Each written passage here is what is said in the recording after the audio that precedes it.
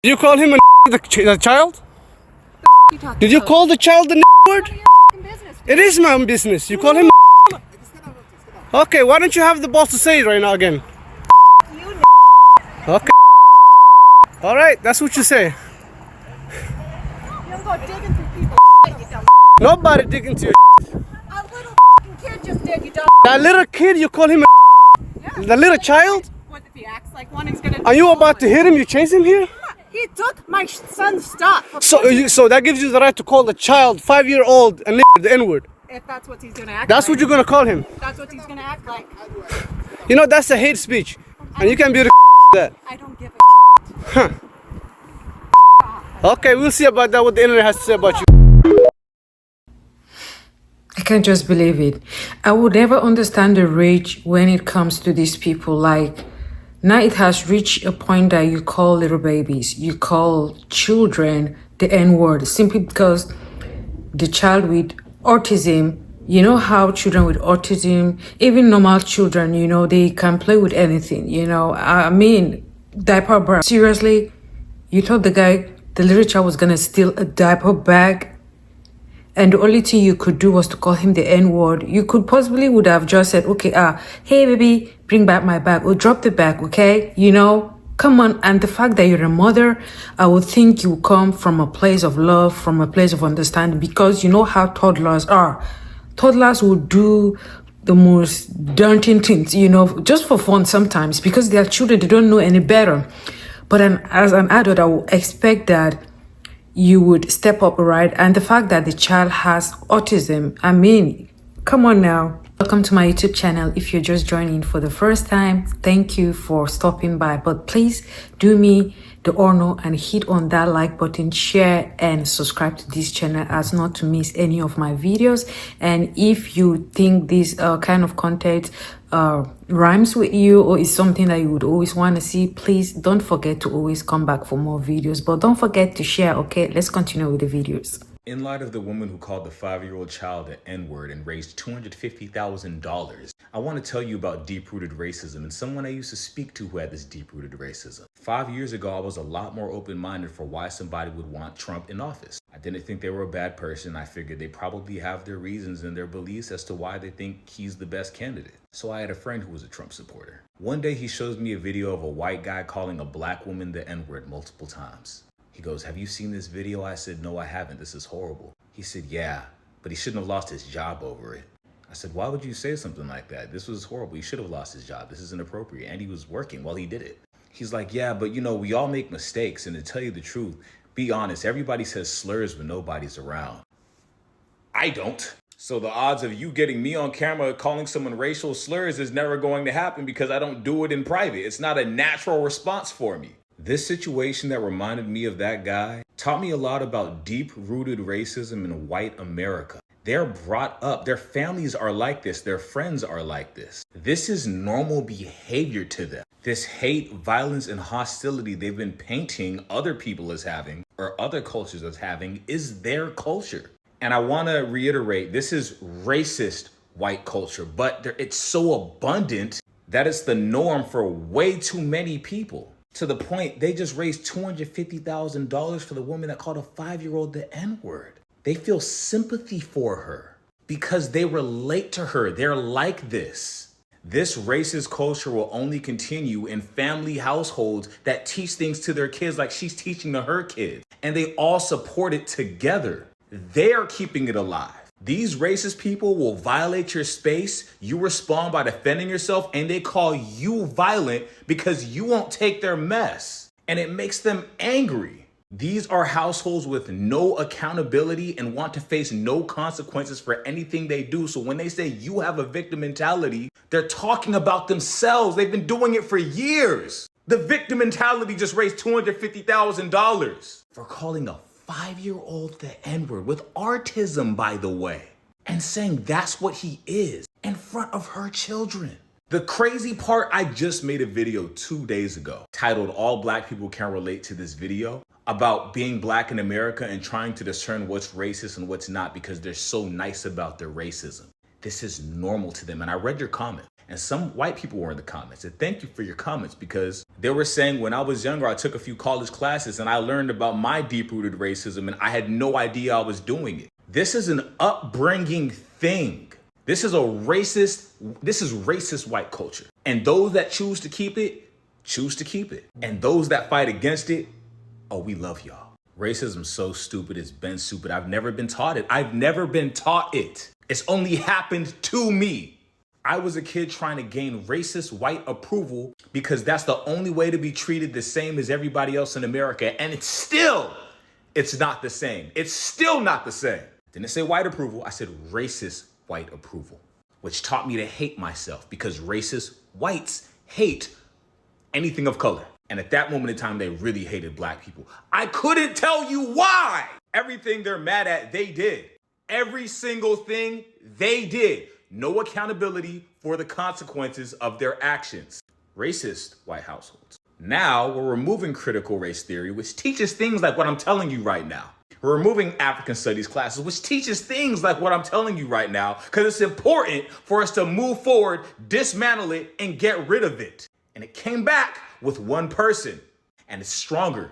It's $250,000 worth of donations stronger. Hating a 5-year-old is beyond me. But I figured this video might bring some clarity for y'all as to how and why all this has occurred. So, to my fellow white people, if you see this in your family, for the sake of the future, humanity, and a better country and future for everybody, tell them they're wrong and call them out. Because that is where all of this is beginning, in racist white households. It's all they know. This is just what this is their, because no one tells them otherwise in their racist white upbringing. And when they do wrong, they get $250,000 saying you were right, and we reconfirm it all. Y'all know what to do. Seriously, I have a question for the Caucasians. Don't you guys want to erase racism? What does it do for you? What kind of power? Is it like some kind of high that you need to get on it every day? Like some kind of fix? I just don't understand, right? The fact that you could raise $250,000 for someone that blatantly call a 5-year-old autistic child N-word. It's like you sit in the covers of your houses and all you do is exchange slow words like degrade or demean people. I've been in the midst of Black Americans and I can tell you for free that they don't talk about you people. They just want to talk about families. They just want to talk about how they can go forward, have fun, have good times and all of that. This is serious. I've stayed in the fact that I'm married to a Black American is not even it, that aside. But the fact that I've been with Black Americans, I've never really heard any of them calling the Caucasians, the white people, any demeaning word, any slow word, nothing. This is unbelievable. How people live rent-free in other people's head, like literally colored people, Black people live rent-free in white people's minds, hearts. Like, I don't get it. It doesn't really cost anything to be kind, like it doesn't. This woman is Shiloh Hendricks, and if you haven't heard, she used a Christian crowdfunding website to raise almost $400,000 to protect her family after she was videotaped calling a 5-year-old the N-word on the playground. Now, she claims that the kid tried to steal her diaper bag, and then she went off, and the man who was recording her calls her out, and she just repeatedly calls him the N-word over and over and over again. How the fuck have we gotten here? How have we gotten here? I don't care if the kid did pick up her diaper bag. You're going to call him a racial slur and then repeat it over and over again to the man who's recording you do it? I contacted this website. It's a Christian crowdfunding GoFundMe, essentially. And they replied back to me and said that they were going to research it, because I said, is this what you stand for? As a Christian organization, is this what you stand for? Letting someone use your platform after they are displaying a blatant fucking display of racism. Is this what you guys are okay with? You're cool with that? She left out the part that she called the kid a racial slur in her little blurb about why she needs to keep her family safe. I would encourage you, if you are as outraged as I am, to share this video to your story and go to this website and send them a message saying the same thing that I did.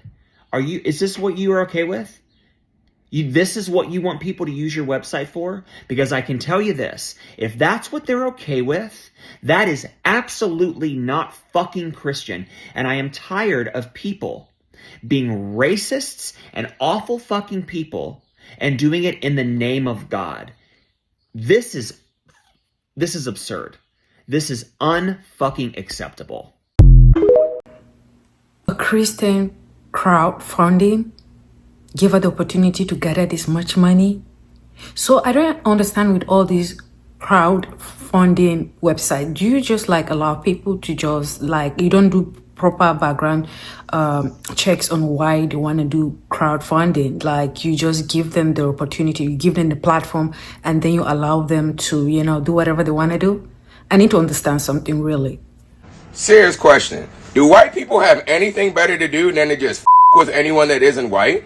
A woman in Rochester, Minnesota repeatedly called a man and a child the N-word on video at a playground.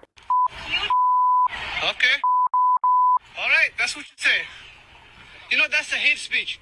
And you can be recorded for that. I don't give a And in the days since, has raised money for her cause to find safety from those who believe her racist slurs are an outrage. She fixed her disgusting nylon-tipped lips to assert verbal and racial assault on a young black child, and everybody rewarded this egregious behavior by paying her. But what is the platform that she's using to raise this money? Seen here with the cross right above from the Give, Send, Go website, the most valuable currency is God's love. And what are the people who are donating saying? It's time to stand up for ourselves and fight back against these barbarian hordes. Donating to show strength in numbers. And this one right here,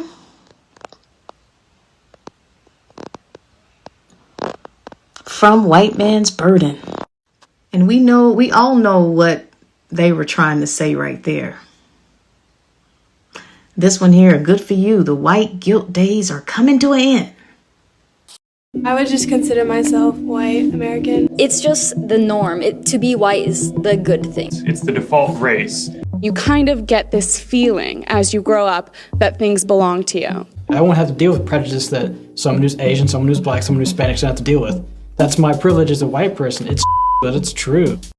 It's time to talk about whiteness. The Whiteness Studies reading list explores the historical development of white identity from its roots in European colonialism, the concept of white privilege, and how whiteness interacts with class, gender, and sexuality. She has now raised $700,000 from the initial $250,000 for calling a 5-year-old the N-word. And soon she'll be at $1 million. In light of that, watch this video. There have been studies on this. Local news overrepresents black folks as perpetrators, overrepresents white folks as victims. So the message that gets sent is they're dangerous, and specifically to you. They are not only bad people, they're going to hurt you. So therefore, we want to keep them on that side of town. We want to keep their children in those schools over there. We don't want to work around them. We don't want to live around them, et cetera, et cetera. So I think that message comes through loud and clear in the way that media represents people of color. You know, whenever we, thinking about Tamir Rice, the 12-year-old child that was shot in Cleveland by police, when that happened, what did they do? The first news story in Cleveland that made a big splash was about Tamir Rice's parents and the history of domestic abuse and criminality among his parents, not about the cop that killed him. We talk worse about black victims than we do white killers. What did we say about Ted Bundy? Oh, he was so smart and he was so quiet and he always seemed so nice. Every time one of these white boys goes and shoots up a school, what do we say? We had no idea he was going to do this. So we talk better. We have more sympathy for white folks who commit mass murder, bury bodies under the house, cook them up in a soup pot and eat them, right, than we do black folks who were killed by police. We start digging for every bad thing they ever did. We want to know if they had a juvenile record. We want to know if they'd ever been arrested. That's what the media does. And until that changes, I'm afraid white folks will stay in denial, and it'll be very hard for us to move forward, whether we're talking about cops or just average everyday folks. Look how well the other guy is listening and interpreting what he's saying. This is 2015. Everybody was normal 2015 and prior, and then 2016 happened and everybody lost their minds. You had someone who campaigned based off of fear and it revived. He is the media and you're being lied to. I tried to help an elderly lady who left her trunk open as she was backing out of the parking lot. I kept a safe distance away as I am a stranger, and I put like my hand up. I was on the phone with my grandma at the time. I told her to hold on, and I was pushing my car. I stopped to help her. She stops her car, keeps her window rolled up, and looks at me like this. And just stares at me for like 20 seconds. So I go to roll her window down because she had a roll down window. She rolls it down from this to this. I told her, your trunk. She said, what? I said, your trunk is open. She sees, she starts apologizing over and over again. I say, would you like me to close your trunk for you? She said, oh, could you please do that? Closed it for her. She kept apologizing. She said, I'm so sorry. God bless you. I can only imagine the household she was either brought up in or the media channels she was watching, because 80-year-old people still watch the news, that told her I am a threat to her, a young man helping his elders, because I am black and she is not black. The look of she gave me was pure hatred, by the way, for someone she doesn't even know. You never met me. But in my household, I was taught to respect and help my elders, especially the elderly. I was learning to be more forgiving towards my elders. Racism starts in the household you were brought up in, and it never actually reflects reality of the real world. Call your family members out. We need to stop this. Y'all know what to do. Shiloh Hendrix' GoFundMe was just deleted, but before it was deleted, I did screenshot the description, which was just the copy and paste from the Give, Send, Go fundraiser. And one of the red flags I did have about this is that the organizer is in Hawthorne, California, but the incidents happened in Minnesota. But that didn't prevent a Minnesota Senate lawmaker who is condemning Shiloh Hendrix for what she did to that kid, saying we commend to the gentleman who recorded the encounter for standing up and protecting one of our youngest community members, 5 years old, which is Sharmark Bale Omar, who had these charges. Like, I can't even show you the words in this document because of how graphic it is. So let me know your thoughts on this. I will be keeping you guys updated if you're interested, so just make sure to follow me and engage with this video by engaging from the bottom up, and have a good one. Peace! Seeing is believing. I have never seen anybody be racist to a child on the spectrum of autism. Today, this is her. If the federal government can revoke a student visa and deport someone for speaking out about their political beliefs, and ICE can go into the wrong house and seize somebody's property, I guess it's only a matter of time for them to investigate Shiloh Hendrix's immigration status, deport her for using hate speech on an American child, and seize the $300,000 that Whyte supremacists raised for her, right? Right? We should start a GoFundMe for that 5-year-old that got called the N-word at that park. Because that lady done touched $500,000 by calling a 5-year-old the N-word. The fact that an evil and disgusting woman can get over $500,000 for literally no reason other than calling a small child the N-word is revolting. I don't understand how people can tolerate stuff like this, especially in the modern day. It's 2025 and we still have blatant, supported racism just flowing through the country. What's going on, guys? What's going on? Really? Really? Come on. As an outsider looking inside, it always baffles me when a black person commits a crime, a black American commits a crime, and a Caucasian commits a crime. Once a Caucasian commits a crime, right? Oh, they're gonna say, yeah, he's suffering from mental illness. His family didn't love him. Oh, little Johnny wasn't hugged or loved.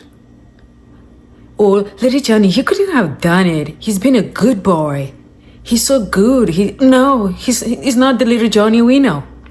But once a black person, in short, even a black person has been mistaken for another black person that did not even, commit a crime. Oh my God, the crucifixion is unbelievable. he's a thug. Probably his family is a thug. Their dog is a thug. In short, everything about them is a thug. They've been running a crime, a ring in the family. They've been it's, guys, I'm just speechless at this point. Like, these are the things that people keep saying, this thing is alive and it's thriving. And people keep saying, no, you guys are delusional. I mean, stop blowing things out of proportion, right? And that's one of the reasons why they took out the race critical theory subject in most of their schools, right? This is one of the epic reasons why they did that. So guys, I don't know how you feel about this particular video. You know, I would like you to share your thoughts and your opinion below in the comment section, but don't forget to hit on the subscribe button and please share these videos with as many people as you can, because we need people to understand that racism is thriving everywhere, not just in America, everywhere. And I just don't understand why people would hate a group of people that literally did nothing to them. Nothing. Other than the fact that they are existing. So guys, drop your comments in the comment section, but don't forget to hit on the notification bell as not to miss any of my videos. Stay safe out there and God bless you.